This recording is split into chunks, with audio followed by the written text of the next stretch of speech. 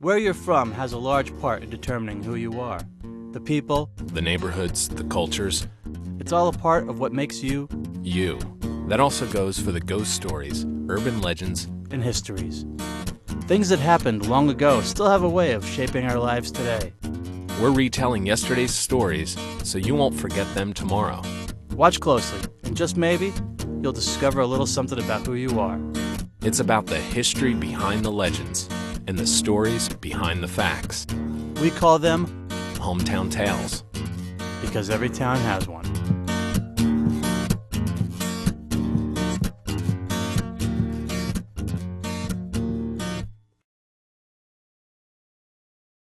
We're at Princeton University, home of kids a lot smarter than I am.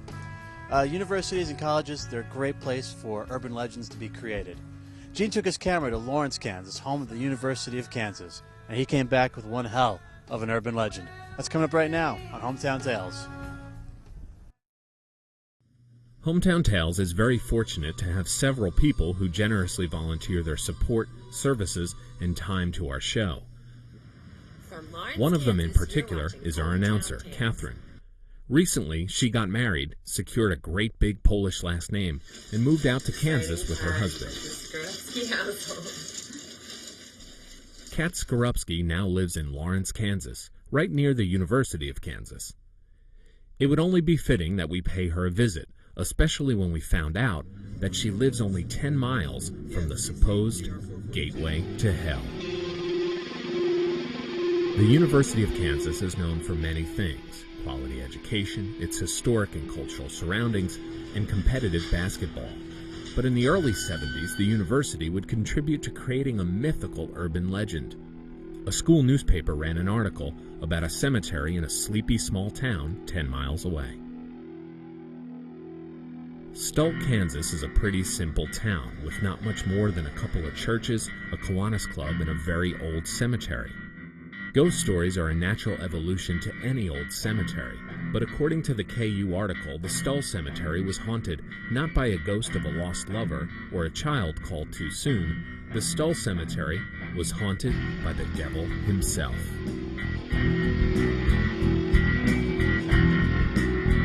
This gateway to the underworld is located right where an old stone church was. According to the legend, the gate opens on certain occasions. That put a lot of pressure on me to make sure my camera batteries were charged up and I had enough tape. God forbid I get an interview with the father of lies himself. I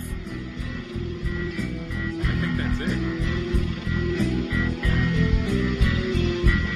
Reading up on Stull, you'll hear stories about the crowds of people that have gathered at the cemetery during Halloween or the spring. You'll also hear about how much the town despises the old legend. Can you blame them?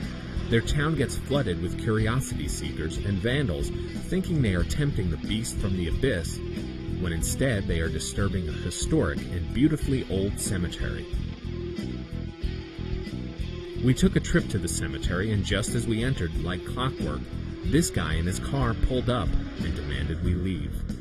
Of course, he wasn't interested in talking on camera about this historic place, no matter how much I tried to convince him that he could finally put an end to this false legend. He did open up a little off camera and pointed out how much vandalism plagues the grave sites, as well as some of the history of the area. The truth behind the legend is the old, originally German church had a fire 2 years in a row on Halloween. From that spawned these magnified myths. While I'm convinced there really is nothing strange going on here, the fact that the townsfolk and cemetery board are so adamant about chasing the press away and deny any publicity on the subject. Well, this doesn't help clear up the tale. Stull, Kansas has a beautifully historic cemetery with grave sites going back to the Oregon Trail. And while Hometown Tales understands their reservations of curiosity seekers, the rumor is already out there. Stull, Kansas cannot unring the bell. We plead them to embrace the publicity as an opportunity to promote the real history of Stull. Ignoring it just fuels the fire.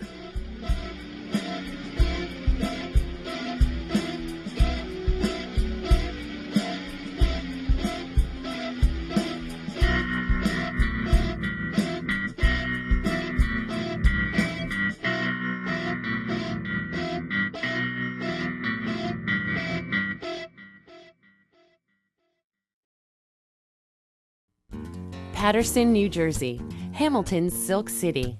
1791, Alexander Hamilton built Paterson to be America's first planned industrial city, and then Aaron Burr shot him. By the late 1880s, Paterson was widely known as the Silk City for its abundant silk manufacturing. For more towns and tales, check out hometowntales.com.